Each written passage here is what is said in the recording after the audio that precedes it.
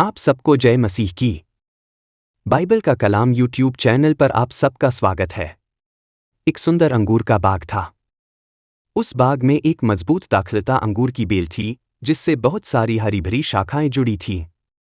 हर शाखा पर मीठे और रसीले अंगूर लगते थे। उसी दाखलता की एक शाखा ने एक दिन सोचा, मैं खुद ही बहुत मजबूत हूं, मुझे इस बेल से जुड़े रहने की जरूरत नहीं। मैं अकेले भी फल ला सकती हूं। वह शाखा धीरे धीरे बेल से अलग हो गई। कुछ दिनों तक सब ठीक लगा, लेकिन फिर वह शाखा सूखने लगी, उस पर कोई फल नहीं आया और धीरे धीरे वह जमीन पर गिर गई। बागबान आया, उसने सूखी शाखा को देखा और दुखी होकर बोला, इसे बेल से जुड़े रहना चाहिए था।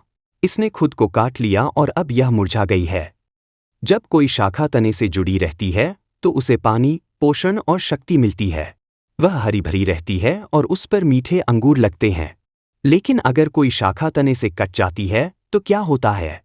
वह सूख जाती है, उस पर फल नहीं लगते और अंत में वह काट कर फेंक दी जाती है। उसी प्रकार यीशु मसीह ही वह तना है, यानी सच्ची दाखलता। हम लोग शाखाएं हैं, यानी हमें उनसे जुड़े रहना है। परमेश्वर पिता माली हैं, जो हमें संवारते हैं ताकि हम बेहतर बने। अगर हम यीशु से जुड़े रहेंगे, प्रार्थना करेंगे, उनके वचनों को मानेंगे, प्रेम और विश्वास में चलेंगे, तो हमारा जीवन भी ऐसा होगा जिसमें आत्मिक फल होंगे, जैसे प्रेम, शांति, नम्रता, क्षमा, सेवा आदि। लेकिन अगर हम उनसे कट जाते हैं, अर्थात यीशु से दूर हो जाते हैं, तो हमारा आत्मिक जीवन सूखने लगता है।